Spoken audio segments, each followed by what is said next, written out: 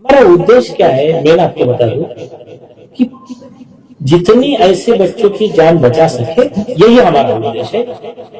हम ट्राई कर रहे हैं जितना जल्दी हो, ये न्यूज पढ़कर या पिटीशन को देखकर या कोर्ट की हियरिंग सुनकर जितने लोग इससे बच सके, इससे प्रिकॉशन ले, वो हमारा गेम है। उसके बाद में कोर्ट में मामला आने के बाद में कोर्ट जब ऑर्डर करेगा तो ऑटोमेटिक रुक जाएगा। लेकिन तब तक ये मैटर जिस तरह से चर्चा में आएगा, लोगों तक पहुंचेगा, तो लोग सावधान हो जाएंगे। लोगों को समझ में आएगा कि ये जितने ये बोल रहे हैं झूठ बोल रहे हैं। ये जो स्नेहल लुनावत का जो केस है, उसमें ब्रीफ समरी आपको सभी को पता है, फिर भी मैं शॉर्ट में फिर से एक बार रिवाइज करता हूँ कि डॉक्टर स्नेहल लुनावत नासिक में हेल्थ वर्कर थे, तो उनको कहा गया कि आपको लेना ही पड़ेगा।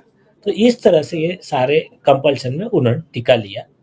फर्स्ट डोज लेने के बाद ही उनको बहुत ज़्यादा सर दर्द होने लगा, फिर बाद में वोमिटिंग स्टार्ट हो गया और बाद में ब्लड क्लॉटिंग से उनकी डेथ हो गई।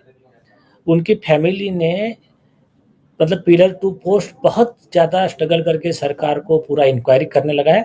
इंक्वायरी करने के बाद में एएफआई कमेटी गवर्नमेंट ने ये माना कि death is due to side effects of. तो जब ये सब हो गया, उसके बाद में उनके ऊपर एक्शन लेने के लिए दो कोर्स ऑफ एक्शन अवेलेबल थे। One is criminal prosecution against all the guilty, second था कॉम्पेंसेशन। तो स्नेहल के जो फादर है श्री दिलीप लुनावत, इन्होंने पिटीशन फाइल किया बॉम्बे हाई कोर्ट में। इसमें ये पिटीशन है कॉम्पेंसेशन के लिए, और दूसरा जो है क्रिमिनल प्रोसिक्यूशन का, उसमें उन्होंने लिख दिया है, हाई कोर्ट में एफिडेविट पे लिख दिया है कि awaken India movement criminal prosecution का वो लीड कर रहा है, वो उसमें प्रोसीड करेगा, इसलिए हम ये क्रिमिनल हम नहीं फाइल कर रहे हैं। अब पिटीशन का क्रक्स क्या है, उसमें रिस्पोंडेंट कौन कौन है?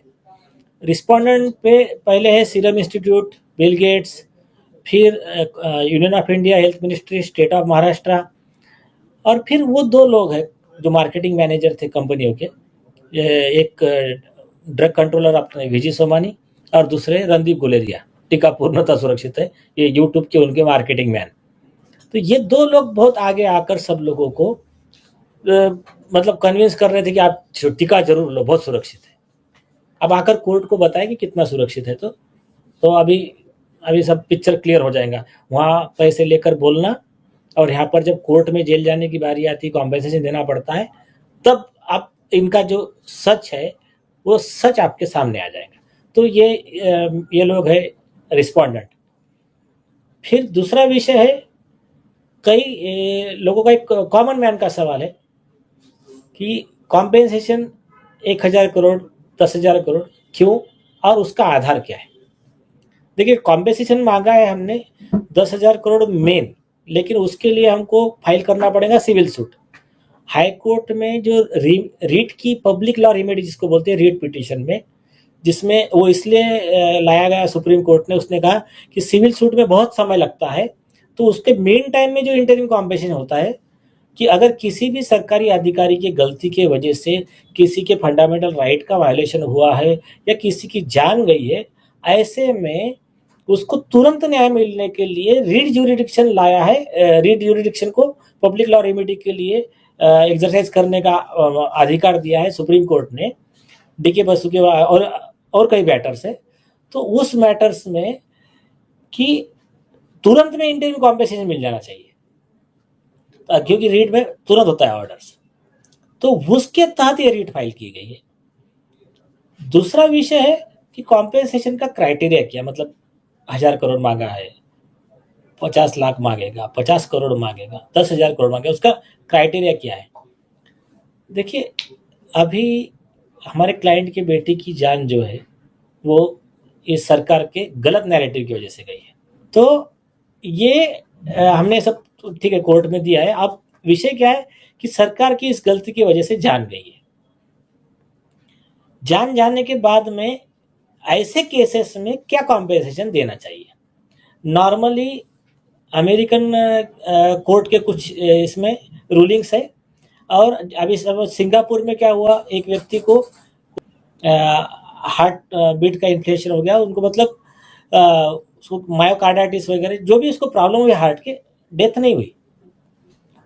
वो प्रॉब्लम होने के बाद में बिना उस व्यक्ति के अप्लाई किए सरकार ने खुद तुरंत में उनको 1,80,78,00,000 कुछ रुपया तुरंत दे दिया।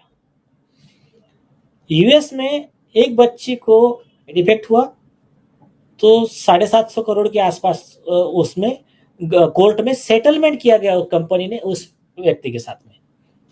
उसके बेटी को कुछ इश्यू हुआ था। ग्लैक्सोस्मिथक्लाइन की जो केसेस थे उसमें अराउंड 13 बिलियन यूएस डॉलर सरकार ने वसूला था उनसे, और उसमें से कई अमाउंट पीड़ित को दिया था। मतलब नियर अबाउट इंडिया के 24,000 करोड़ या कुछ तो भी होता है अमाउंट, आप चेक कर लेना उसका। क्यों वसूला था?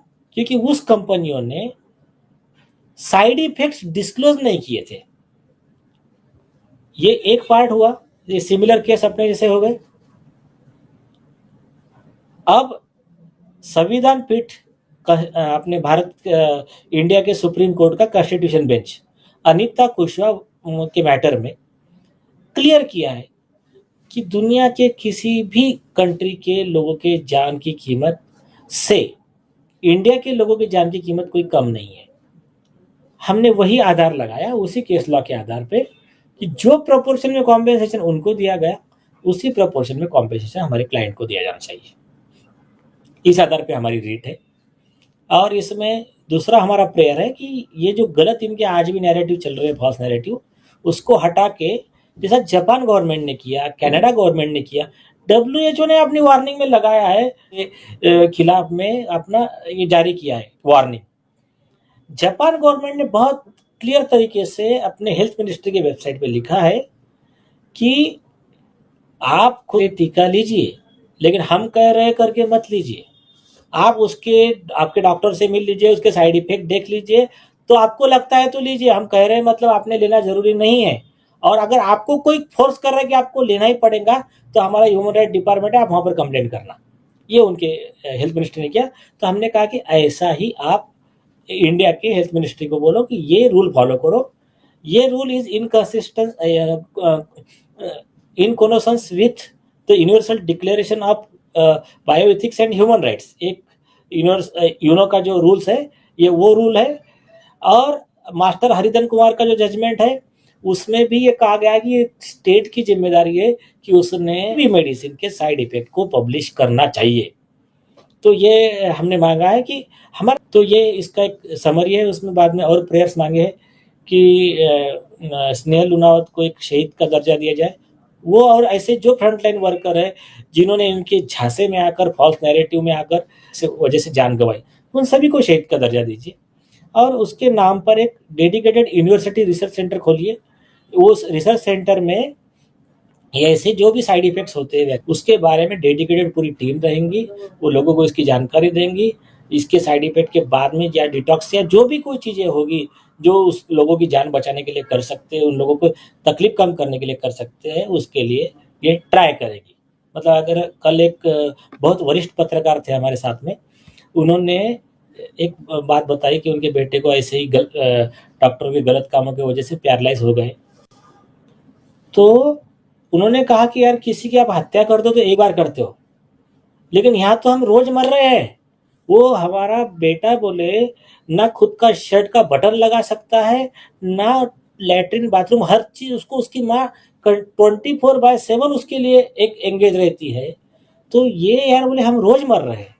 तो आप से हमारी बस यही विनती है कि किसी के भी बच्चे हो, हमारे सब देश का भविष्य है। हमको इनको बचाने के लिए, इनकी मदद के लिए जो कुछ हम कर सकेंगे लीगल वे से वो हमको करना है।